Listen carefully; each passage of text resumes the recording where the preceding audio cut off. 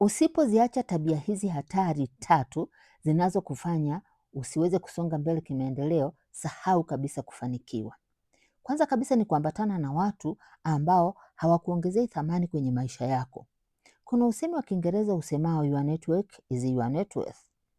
Mafanikio yako yanahitaji angalau uwe na watu 5 wanaokuzunguka, yaani watu wako wa karibu, ili kuweza kudetermine kesho yako itakuwaje.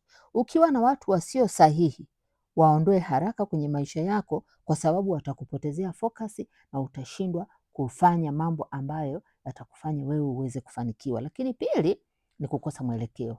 Kama wewe hujui unaenda wapi, hujui unataka nini, umeamka tu asubuhi unaenda kazini. Swala sio tu kwenda kazini.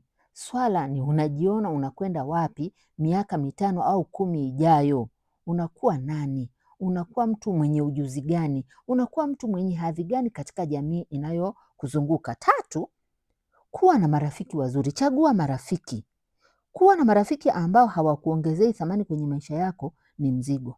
Marafiki ambao wanakutegemea wewe kwa kila kitu. Kama unataka kufanya biashara kwa mfano, basi tafuta marafiki ambao wamekutangulia wewe kwenye biashara ili uweze kuchota maarifa kutoka kwao.